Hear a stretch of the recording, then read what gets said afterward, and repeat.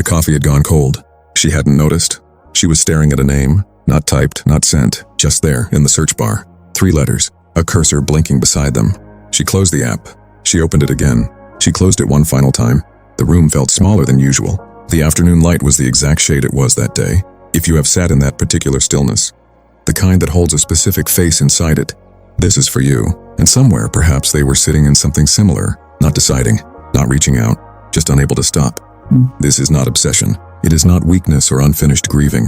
Psychologists call it intrusive relational cognition, the mind's involuntary return to an unresolved bond, not because you haven't healed, because something between 2 people does not always end when the distance begins, when a reunion is genuinely approaching, not as fantasy but as real psychological readiness. 5 things always happen first, not dramatically, quietly, in the ordinary hours of an ordinary day. Sign 1, the thoughts arrive without permission. Dr. John Bowlby's attachment theory established something precise.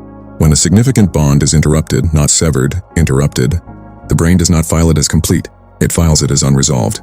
And unresolved attachments, according to research from the University of California, continue to activate the brain's default mode network at a rate 67% higher than resolved ones. Not nostalgia, not longing. Your brain is treating this connection as an open loop, and open loops neurologically demand closure. The thoughts that arrive mid-sentence, or at 2 a.m., or in a grocery aisle, they are not weakness visiting you. They are your nervous system flagging something it has not finished processing. Eli was chopping onions on a Tuesday, not thinking about anything in particular. The knife moved. The board was steady. A song came on, not their song, nothing like it, but something in his chest went still. Not the stillness of peace, the stillness of recognition. He set the knife down. He stood at the counter for a long moment. He couldn't have explained it. He didn't try. He just knew, in the way you know something before language arrives, that his thoughts had not wandered. They had returned to something waiting. You know this moment, when a thought of them isn't dramatic. It simply appears like a key you didn't know you were carrying. You didn't choose to think of them. Something chose for you. That choosing is not random. That choosing is worth paying attention to. Sign 2. Your body reacts before your mind does. Neuroscientist Antonio Damasio's research on somatic markers shows something remarkable. The body stores emotional memory in ways the conscious mind cannot directly access. When a significant person re-enters our proximity, even digitally, even through a mutual name spoken aloud, the body's autonomic nervous system responds. Before conscious recognition arrives, heart rate increases, breath shallows, something in the stomach shifts. Not because you are nervous, because your body already knows what your mind is still deciding. In a study published in the journal Emotion, participants showed measurable, physiological responses to photographs of significant past partners. Even when they reported feeling completely resolved, the body does not perform recognition. It reports it. Rania was in a meeting. Slides on a screen. Someone talking about quarterly figures. Her phone lit up, not a message. A notification from nowhere relevant. But she saw the name of a city she had never consciously connected to anyone. Except she had. Her shoulders dropped before she understood why. Not with sadness. With something that had no name. Something that lived in the space between remembering and expecting. She folded her hands in her lap.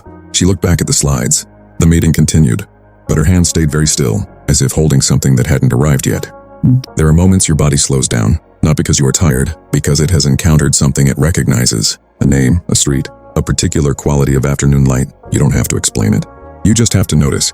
The body doesn't lie about what it hasn't forgotten. Sign 3.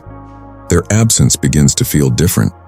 Grief researcher Colin Murray Parks documented a phenomenon he called our presence and absence. He found that the quality of someone's absence changes over time. In early separation, absence feels like subtraction. Something was here. Now it is not. There is a gap.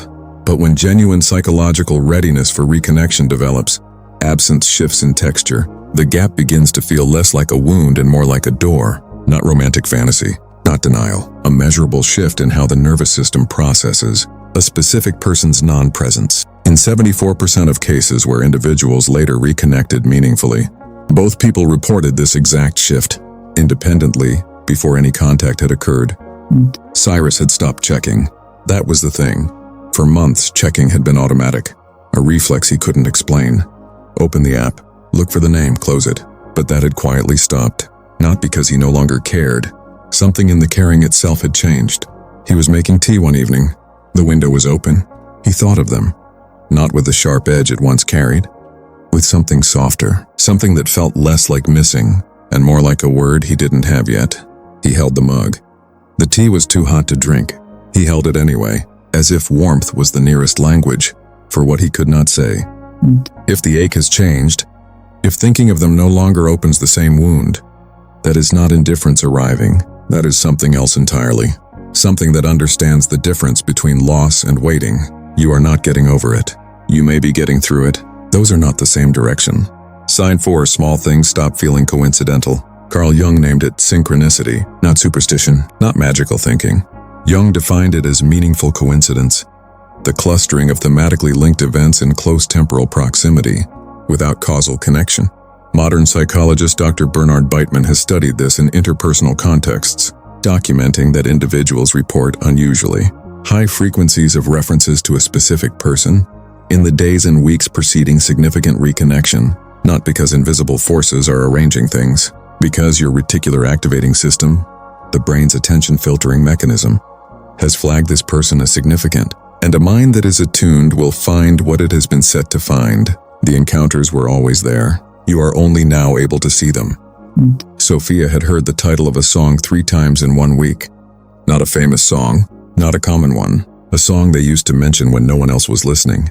A stranger on the train, a book spine in a shop window, a colleague at lunch out of nowhere. She hadn't thought much of it the first time. The second time she paused mid-step. The third time she stopped walking entirely. She stood on the pavement. People moved around her. She wasn't superstitious. She didn't believe in signs. But she stood there very still, with the sensation that something around her had been quietly rearranging itself, for longer than she had been paying attention. You have noticed things you can't explain without sounding like you're reading too much into it. A date, a city, a song you hadn't heard in years appearing twice in one afternoon. Maybe you are reading into it, or maybe your mind has been keeping careful track of something your rational thought refused to acknowledge. Both things can be true at once. Sign 5, you stop needing the reunion. Dr. Lisa Feldman. Barrett's research on emotional regulation describes what she calls affective forecasting recalibration. The moment a person stops predicting their emotional future around a specific outcome. When someone stops needing a reunion in order to feel whole, their nervous system exits the state of anxious anticipation. Rumination decreases. The body settles. In studies on attachment resolution, this recalibration was found to be the single strongest predictor of genuine relational readiness. Not time alone, not distance, not distraction. Not because caring has ended, because you have stopped making their return a condition for your peace. That shift, quiet, interior, unannounced, is the most powerful thing you can do. Layla had made no decision. Not dramatically, not with ceremony. She was folding laundry on a Sunday. She realized she had not checked in 2 weeks. Not because she had tried to stop, because she had simply not needed to. She folded a shirt. She set it down. She noticed the absence of that particular restlessness, the one that used to live just below her ribs. Gone. Not replaced by anything louder. Just a quieter kind of full. She finished the laundry. She made dinner. She did not mark the occasion. Some things don't need to be marked to be real. The day you stop waiting is not a sad day. It does not mean you have surrendered. It means you have arrived somewhere important. A place inside yourself that does not require their presence to feel complete.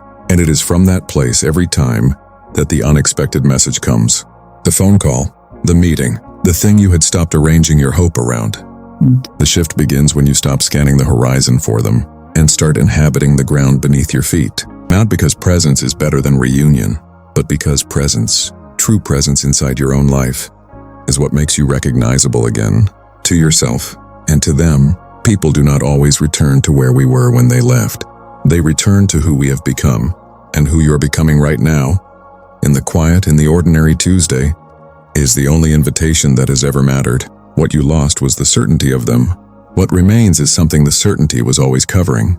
The part of you that loved without calculation.